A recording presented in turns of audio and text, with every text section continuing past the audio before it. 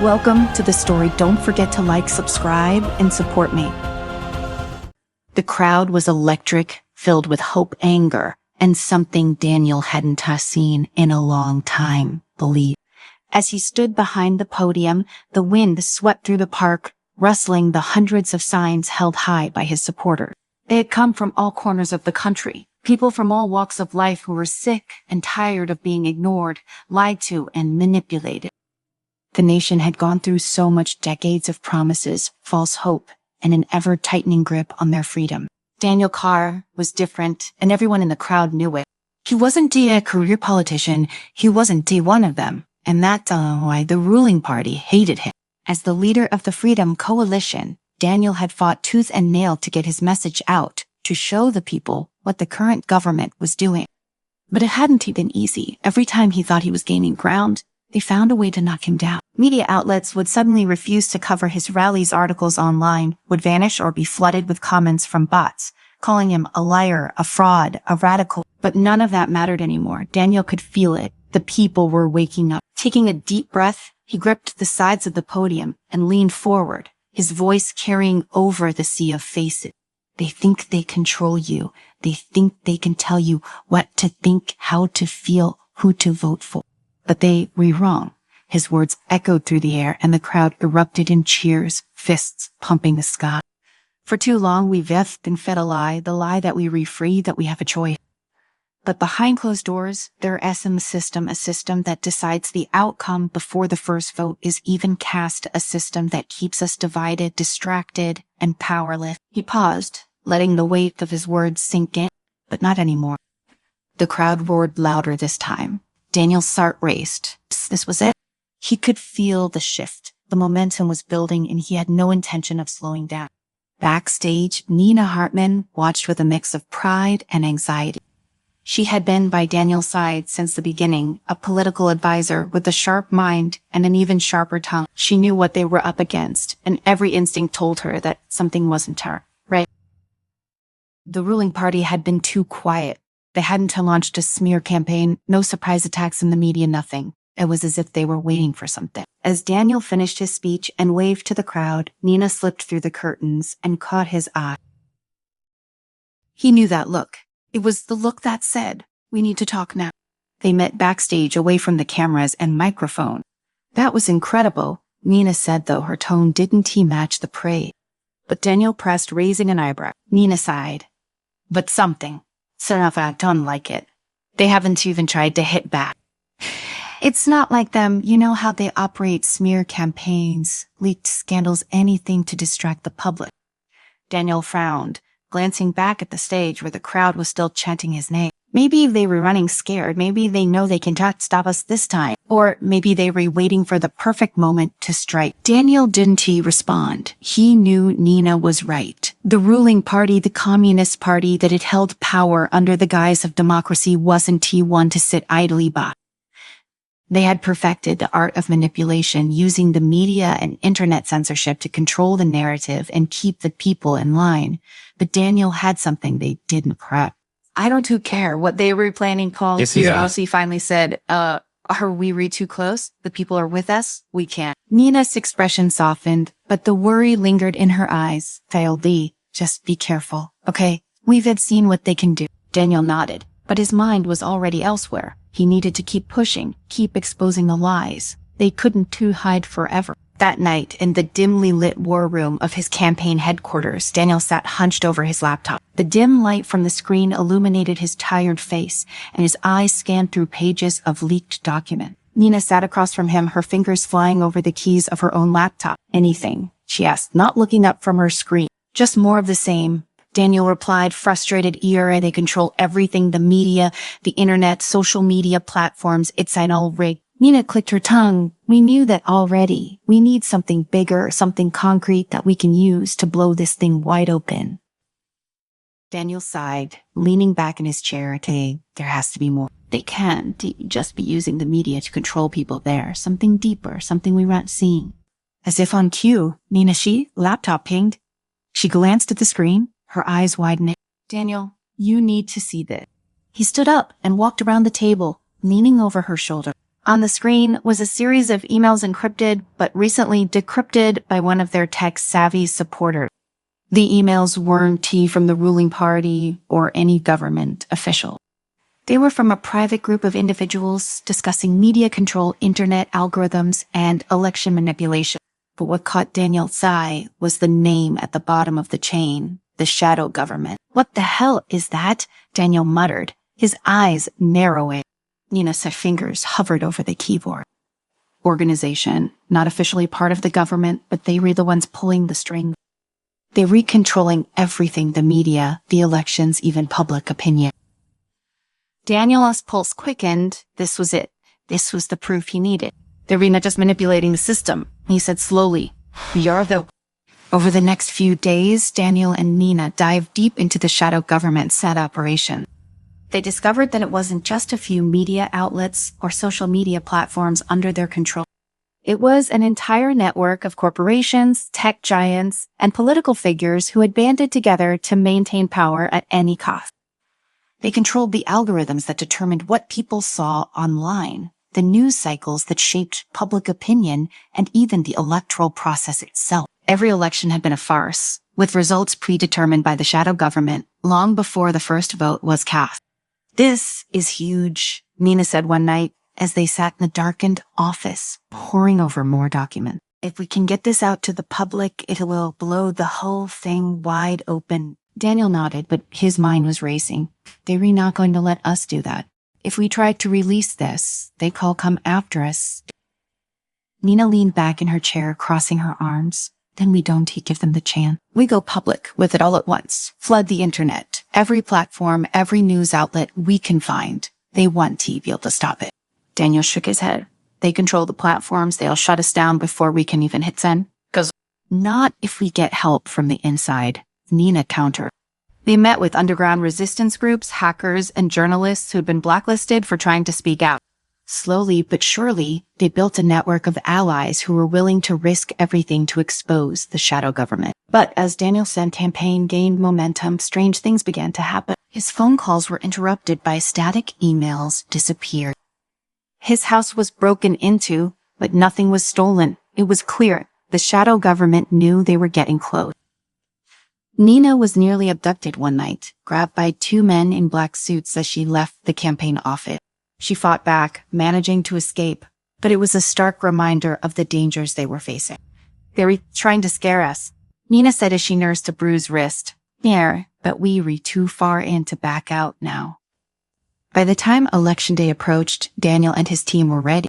They had compiled all the evidence, every document, every email, every bit of proof they could find. They had hacked into the major news networks, ready to broadcast the truth to the world.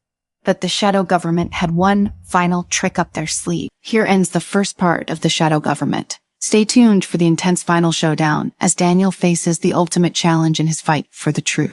The day before the election, Daniel could feel the weight of the world pressing down on him. He hadn't slept more than a few hours in the last week, and the constant surveillance from the shadow government was taking its toll. Yet, as he stood in the cramped campaign office with Nina and a handful of trusted aides, he knew they had to move forward. There was no turning back now. "We were set to broadcast at 8 p.m., like Nina said, her voice low but steady. She was tapping away at her laptop, coordinating with the underground networks and resistance hackers. "We'll push the files through every news channel we've hacked, and we've got a backup system ready in case they shut down the first wave." Daniel nodded, running a hand through his hair. "So good. This is our last shot. If we don't make this public, they'll bury it and us along with it."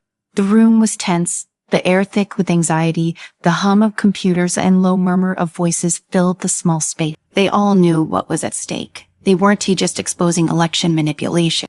They were revealing a conspiracy that went to the very heart of the nation's identity, a truth so dark and dangerous that it would shake the foundations of power. Daniel's voice broke through his thoughts. We've got a problem." He turned, finding her staring at her screen, her brow furrowed. "Freya, what is it?" They've started their counterattack. Nina pushed her laptop toward him, showing a series of news articles and social media posts. They were all about Daniel, none of them true. They've ever released deep fake videos of you. You're remaking racist comments, inciting violence, calling for an armed revolution. God damn it, Daniel muttered under his breath, his hands curling into fists. I knew they'd pull something like this. They reflooding every platform with it, Helena said. Daily shit's already trending on social media. People are calling for your arrest. For a moment, the weight of it all threatened to crush him. The lies, the manipulation, it was everything they'd been fighting against. And now it was happening to him, right in front of his eyes. Is there anything we can do? He asked, knowing the answer before Nina even spoke. Not much, she replied, her voice grim. The deepfakes are too good. We could try to counter it, but with the way the media is stacked against us. Daniel rubbed his temples, the pressure mounting.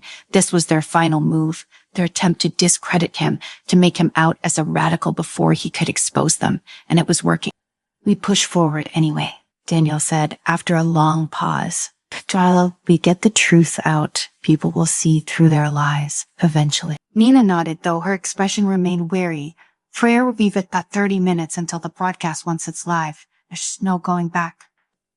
Daniel stared at the clock on the wall. 30 minutes. In that time, everything he did worked for, everything they sacrificed could be destroyed, or it could be the moment they finally turned the tide. The minutes ticked by with agonizing slowness. Daniel paced the room, going over the plan in his head again and again. Outside, the streets were quiet, an eerie calm before the storm that was about to hit. At precisely 8 p.m., Nina gave the signal. It's live, she said, her voice barely above a whisper. Daniel watched the screens light up as their broadcast went out. News channels, social media platforms, blogs, everything they hacked into was now showing the truth. Leaked documents scrolled across the screens, emails from the shadow government's inner circle detailing their manipulation of elections, media, and public opinion. It was all there, undeniable proof of the conspiracy. For a brief moment, there was silence. Then, the first news anchors reacted: confusion, disbelief, shock. The internet exploded as people shared the files, the story spreading like wildfire. We did it. Daniel breathed, a sense of relief washing over him. For the first time in days, he allowed himself to believe that maybe, just maybe, they had won.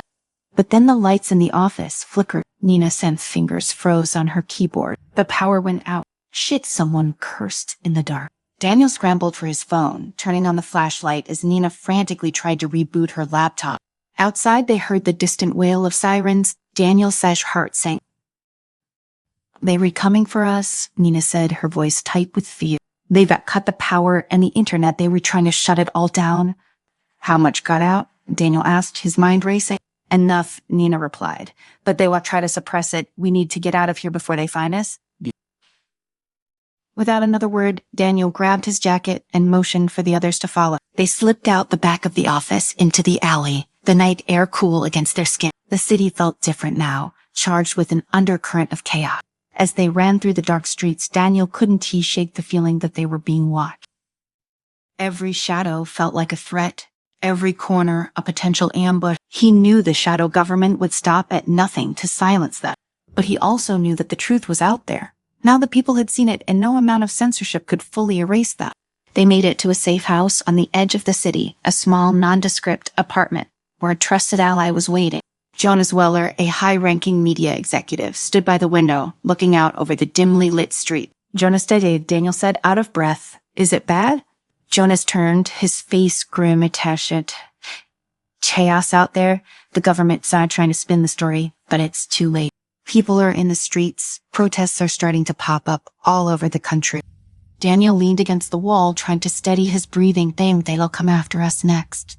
Jonas nodded. I've got contacts who can get you out of the city, but it won't be easy. They'll be looking for you everywhere. Daniel shook his head. I am not leaving. Not yet. Jonas raised an eyebrow. We were not exactly in a position to negotiate. Daniel I don't care. Daniel shot back. Right now they'll say I was guilty all along. I need to face them. I need to stand in front of the people and tell them the truth, no matter what the shadow government throws at me. Nina stepped forward. She's already. If we run, we lose everything we've asked for. Jonas stared at them for a long moment before sighing.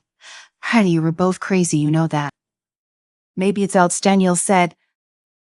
But we didn't have calm. They spent the next few hours monitoring the situation from the safe house. The protests were growing, spreading from city to city. People were demanding answers, calling for the resignation of government officials, for investigations into the media and tech giants that had been complicit in the conspiracy.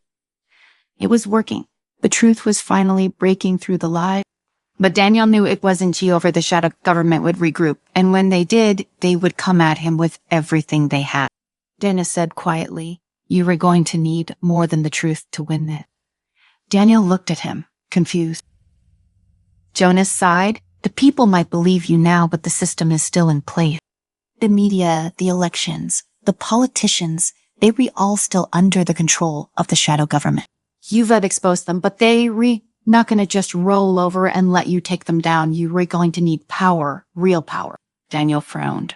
"What kind of power?" Jonas leaned in, his voice low. "There are people, powerful people who hate the shadow government just as much as you do. People with money, influence, connections. If you can get them on your side, you might just stand a chance."